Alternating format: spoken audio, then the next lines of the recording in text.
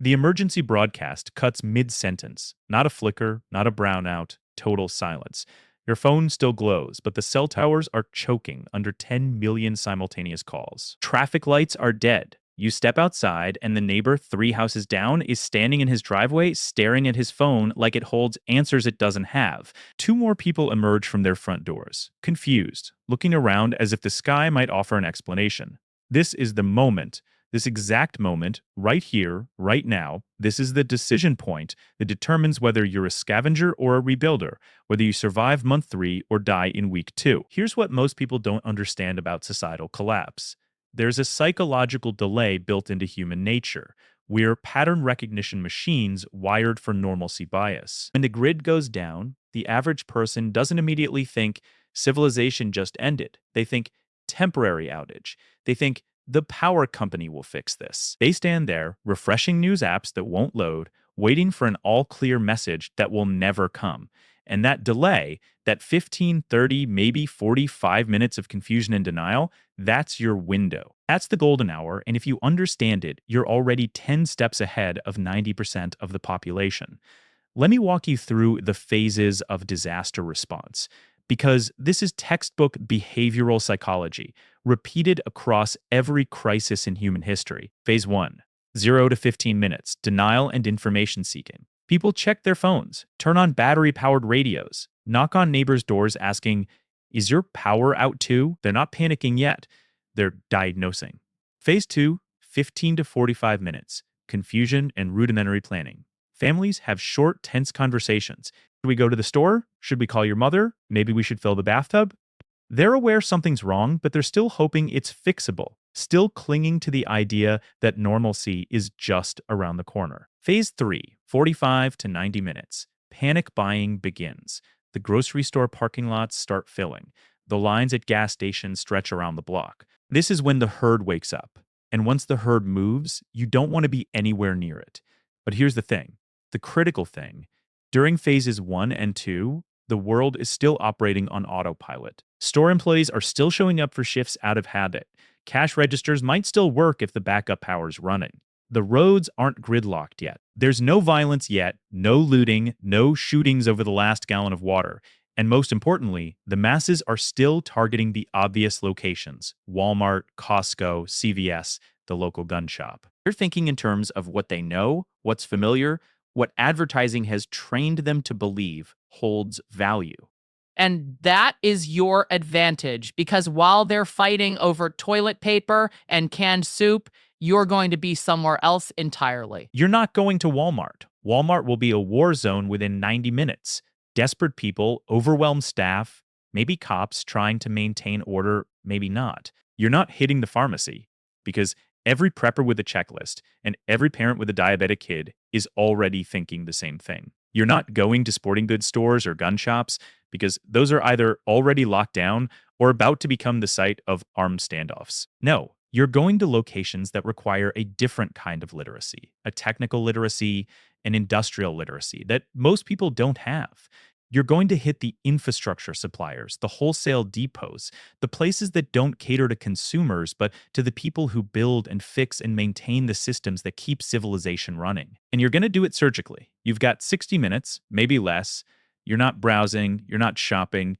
You're executing a pre-planned acquisition protocol, and every second you waste is a second closer to the roads becoming impassable and the stores becoming battlegrounds. So let's talk about where you're going, what you're getting, and why these 5 locations will determine whether you're drinking purified rainwater in 6 months or dying of dysentery in 6 weeks. Location 1, the plumbing supply wholesaler. And I know what you're thinking. Plumbing supplies? Really? Yes, really. Because here's the uncomfortable truth that most people will learn too late.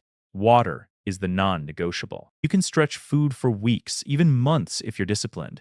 You can improvise shelter, you can scavenge tools, but water? Water you need every single day. And municipal water systems fail within 72 hours of a permanent grid down event. Those elevated water towers that gravity feed pressure into the system, they're designed as buffers for temporary outages, not long-term collapse. Once the pumps stop and the tanks drain, that's it. No more water pressure.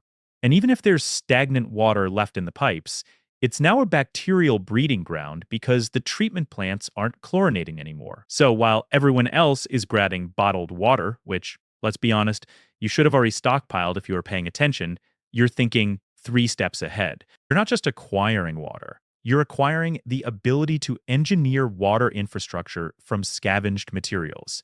That's why you're walking into a plumbing wholesaler with a very specific shopping list. PVC piping and fittings, not because you need miles of it right now, but because fittings are the constraint. Raw pipe is everywhere once you start salvaging, but the right elbow joint, the correct diameter coupling, the threaded adapter you need to connect two dissimilar systems, those are what let you turn a leaky gutter into a rainwater catchment system or a basement sump into a cistern. PEX, tubing, and crimpers, because PEX is flexible, freeze resistant, and idiot proof to install. You're building redundancy and adaptability.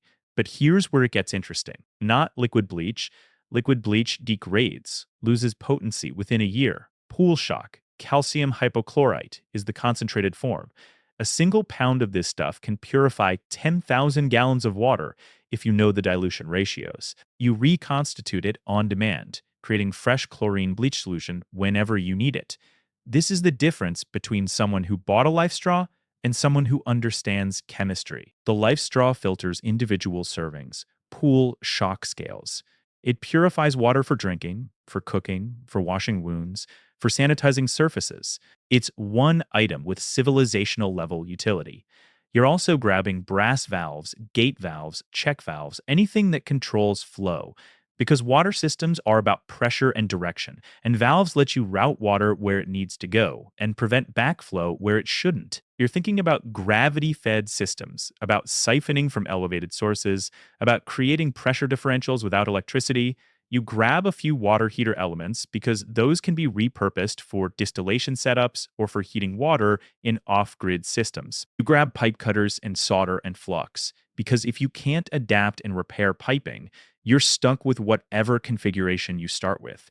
And that's a death sentence when circumstances change. 12 minutes. That's your time budget here. You're not reading labels. You're not comparing brands. You identified this location weeks ago, maybe drove by, maybe walked in once to familiarize yourself with the layout. Now you're moving with purpose, filling a cart or loading a vehicle, and then you're gone before the store even realizes something unusual is happening. Because right now, at minute 47 of the collapse, this place is still quiet. The employees might be worried, might be making phone calls, but the store is still operating. In another hour, maybe the owner locks the doors. Maybe looters show up. Maybe it burns. But right now, it's yours. Location 2, industrial fastener and hardware supply. And this is the location that separates people who understand systems from people who think survival is about stockpiling canned goods. Because here's a question nobody wants to ask. What happens when your tools break? What happens when the hinge on your security door shears off? What happens when you're trying to repair a salvage generator and you need a specific bolt, a specific thread pitch, and you don't have it? You're done. That generator is scrap. That door doesn't close. That tool is trash. And you can't just improvise a bolt out of sticks and wishful thinking. Fasteners are the mechanical DNA of technology. Every machine, every structure, every vehicle is just an assembly of parts, held together by threaded fasteners, and when those fasteners fail or strip or corrode, the entire system becomes useless unless you can replace them. So while people are buying freeze-dried meals and tactical flashlights, you're walking into an industrial fastener supplier, and you're grabbing variety, not 500 of one size bolt. That's idiotic. You're grabbing assortments, metric and SAE, because you'll be salvaging equipment from different eras and manufacturers. Coarse and fine thread, multiple lengths, you're prioritizing grade 8 bolts for high-stress applications, stainless steel for anything exposed to weather, and you're grabbing the weird stuff that nobody thinks about until they desperately need it. Cotter pins, split rings, retaining clips. These are the tiny components that hold mechanical assemblies together, and they're impossible to improvise in the field. You're also grabbing springs because springs power simple machines, latches, traps, mechanical gates. Without springs, a lot of low-tech engineering becomes exponentially harder. You're grabbing taps and dies, the tools that cut threads into metal, because with taps and dies, you can create new fasteners or repair stripped threads. which means you can extend the life of salvaged equipment indefinitely. Most people don't even know what a tap and die set is. You do, and that makes you capable of fixing things they'll be throwing away. And here's the deeper layer. You're not just acquiring repair capability, you're acquiring trade value. In month 3, when someone's water pump breaks and they don't have the right bolt to fix it, and you do, that's leverage. That's negotiating power. Skills matter, yes, but skills without materials are just theory. The person who can actually produce the fastener, the replacement part, the repair, that person is valuable. That person doesn't get robbed. That person gets recruited. 10 minutes here. You're hitting the bins, grabbing pre-sorted assortments if they exist, filling a toolbox or a multi-drawer organizer. You're also grabbing adhesives, 2-part epoxy, Loctite thread locker, silicone sealants, because not everything can be bolted. Some repairs require chemical bonds, and you're grabbing abrasives, cutting discs, grinding wheels, sandpaper in various grits, because modifying and shaping material is half of any repair job. Then you're out. You're not talking to staff. You're not asking questions. You're a ghost. Location 3, the veterinary supply store. And this is where we enter ethically gray territory, so let's address it head on. Veterinary antibiotics are chemically identical to human antibiotics. Fishmox is amoxicillin, birdbiotic is doxycycline, same compounds, same mechanisms, same efficacy. The difference is labeling and legal designation. In a functioning society with rule of law, using veterinary medications on humans is off-label and legally ambiguous. In a grid-down collapse scenario where the pharmacy is a looted husk and the hospitals are dark, the question isn't legality, it's survival. Do you let a minor wound become septic because you're worried about FDA approval, or do you use the antibiotic that's chemically indistinguishable from the prescription version? Here's the medical reality that nobody talks about in polite conversation. Once the supply chain dies, antibiotics become non-renewable. There's no more production. Every pill, every vial, every dose that exists on day 1 of the collapse is all that will exist for years, maybe decades. And infections that are trivial in a modern medical context, a cut from a rusty nail, a tooth abscess, a respiratory infection, become life-threatening without antibiotics. Sepsis can kill in 72 hours. You go from I feel a little warm to I can't get out of bed to I'm hallucinating from fever to dead, and there's no 911 call. So you're walking into a veterinary supply store, and while everyone else is ignoring it because that's for animals, you're thinking clearly. You're grabbing oral antibiotics, Fishmox, Fishflex, Birdbiotic. You've done the research beforehand. You know the dosing conversions. You've printed charts. You've studied which antibiotics treat which classes of infection. Amoxicillin for respiratory, skin, urinary tract infections. Doxycycline for tick-borne illnesses, some respiratory infections. You're grabbing wound care supplies. Veterinary-grade antimicrobial sprays, sterile gauze, surgical sutures, staples. You're grabbing pain management options, animal formulations of NSAIDs that, again, are chemically identical to human versions. You're grabbing antiparasitics because in a world without municipal water treatment, parasitic infections are coming back with a vengeance. And here's the thing. Veterinary supply stores won't be on anyone's radar in the first hour. Pharmacies will be mobbed.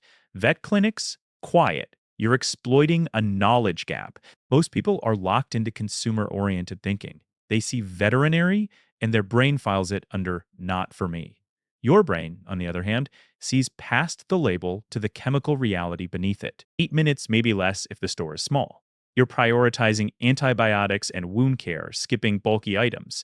If the store requires an appointment or is locked, you don't waste time. You move to the next target. But if it's open, you're walking out with the medical foundation for long-term survival. Location 4, restaurant supply store. And this is the location that makes people realize they've been thinking about survival all wrong. Because restaurant supply stores are built around one principle: commercial-grade durability for high-volume abusive use. Everything in a restaurant gets used harder and more frequently than anything in a home kitchen, which means it's engineered to last. A commercial cast iron skillet isn't some artisan boutique item. It's a tool built to handle 1,000 services. A vacuum sealer designed for a restaurant isn't the fragile consumer version that breaks after 50 uses. It's a machine built for daily operation over years. So while people are fighting over the picked-over scraps at a looted grocery store, you're walking into a restaurant supply store that most people don't even know exists, And you're grabbing the fundamentals of food preservation. Vacuum sealers and rolls of bags because vacuum sealing extends shelf life massively. It prevents oxidation, freezer burn, moisture infiltration.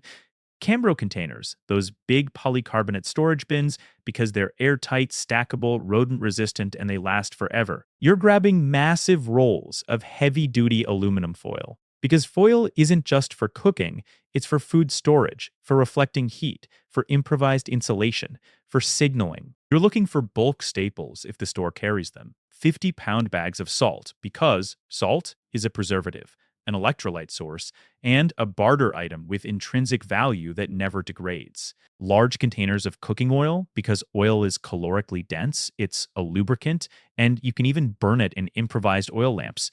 Gallons of distilled white vinegar, because vinegar preserves food, cleans surfaces, adjusts pH in water, and has a dozen other applications. If there's bulk sugar, you're grabbing it. Sugar preserves, provides fast calories, and is critical for fermentation if you're thinking long term about alcohol production for fuel, antisepsis, or trade. You're also grabbing butane burners and canisters because butane is portable, relatively safe to use indoors with ventilation, and the canisters store indefinitely. You're grabbing commercial knives, real knives with full tangs that hold an edge and can be resharpened 100 times.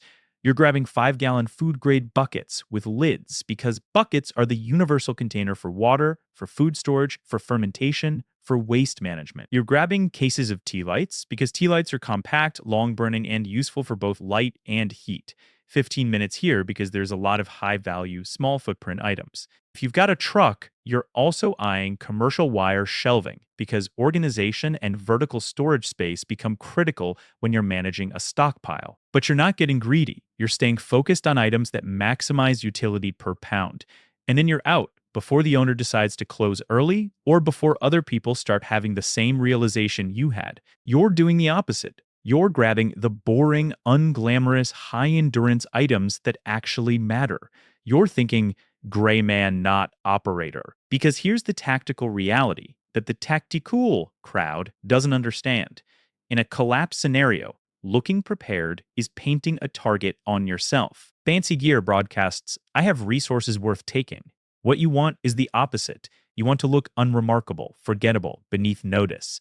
But you also need gear that won't fail, because you can't just buy a replacement when something breaks. So you're grabbing military surplus load-bearing gear, an Alice pack or similar rucksack in a non-tactical color because military packs are overbuilt and repairable. You're avoiding anything in tactical black or covered in MOLLE webbing and Velcro because that screams prepper or wannabe militia, and both of those attract attention you don't want. You're grabbing surplus wool blankets because wool is fire-resistant, warm even when wet, and lasts decades.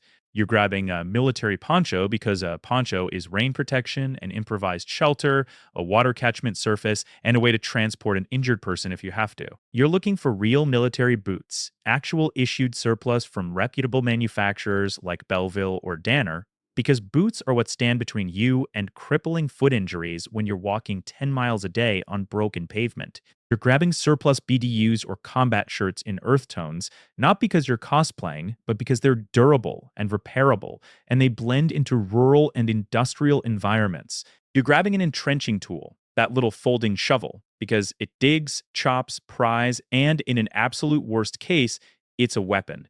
You're grabbing a Lanzata compass, the old school military kind that doesn't need batteries and doesn't break. You're grabbing binoculars if they're decent quality, because recon and threat detection happen at distance.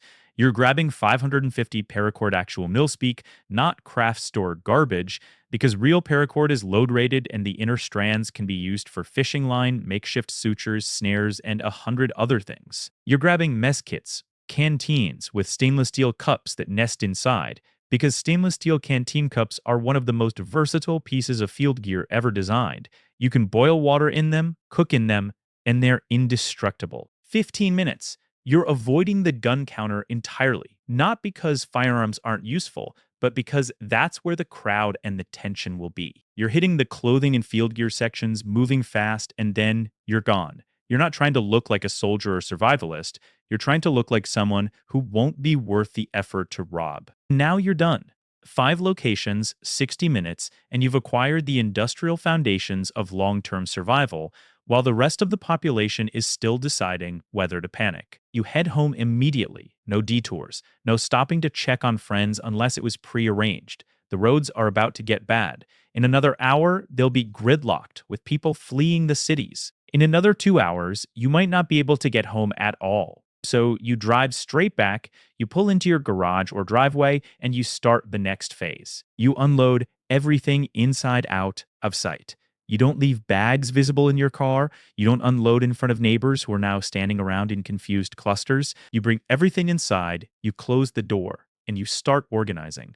Water components in one area, fasteners and tools in another, medical supplies secured and inventoried, food preservation equipment staged for use. You take stock of what you have, you cross-reference it against what you need, and you start executing immediate protocols. First, water maximization. You fill every container in the house, bathtubs, sinks, pots, buckets, barrels.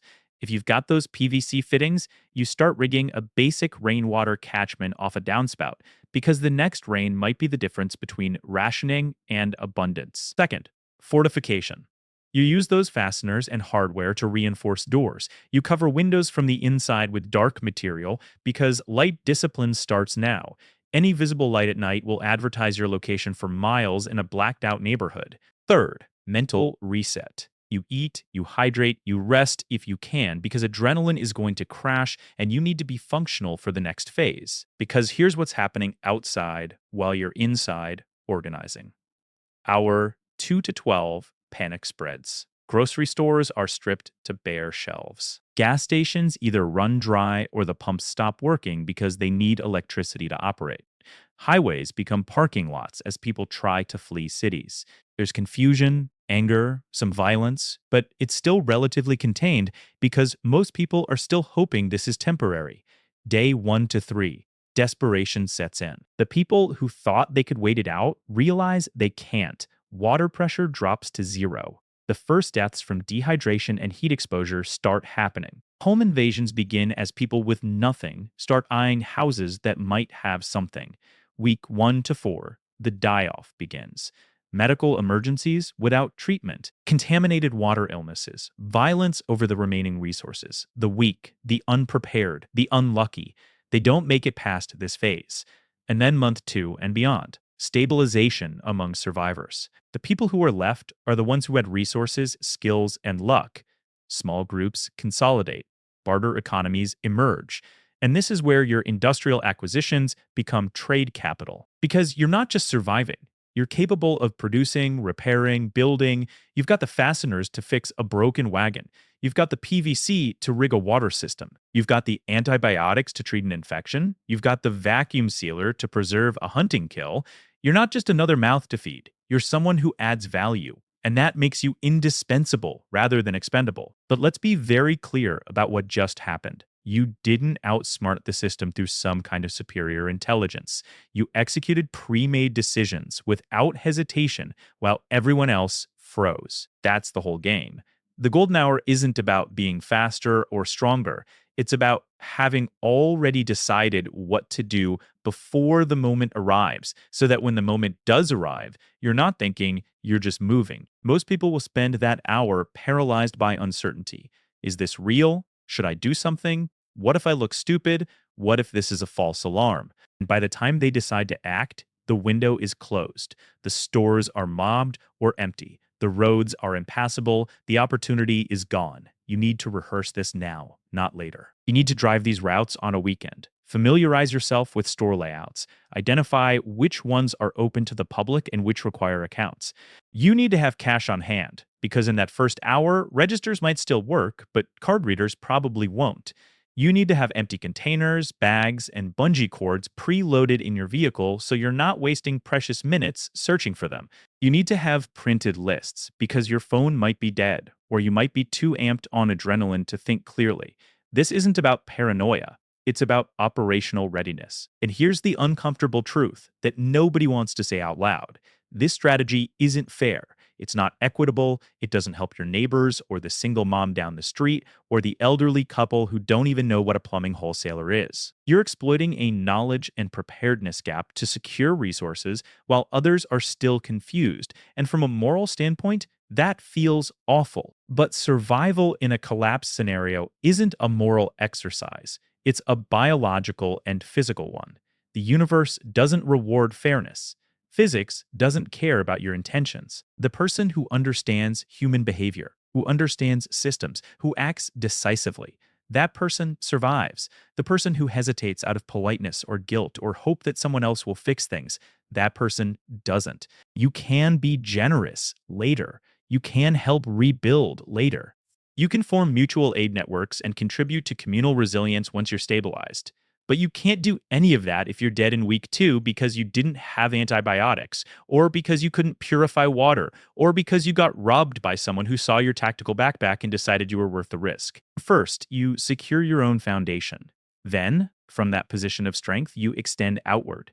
It's the oxygen mask principle. You can't help anyone if you're suffocating. So when the lights go out and the hum stops and your neighbor is standing in his driveway staring at the sky, you're not going to join him. You're going to walk calmly to your vehicle. You're going to start the engine, and you're going to execute the protocol you've already memorized. Plumbing supply, fastener depot, vet clinic, restaurant supply, surplus store. 60 minutes, surgical acquisition. No hesitation, no second guessing, no wasted time. And when you get home and you lock the door and you start organizing your haul, you're going to feel a lot of things. Maybe guilt, maybe fear, maybe exhilaration. But underneath all of that, there's going to be something else. The quiet certainty that you just bought yourself and your family time, options, and capabilities that 99% of people around you don't have. The golden hour isn't a guarantee. Luck still matters. Circumstances matter. But what you do in that hour, or what you fail to do, determines everything that comes after. The window is going to open and it's going to close, and you will not get a second chance. So the only question left is this: when it happens, will you move, or will you stand there with everyone else waiting for someone to tell you what to do?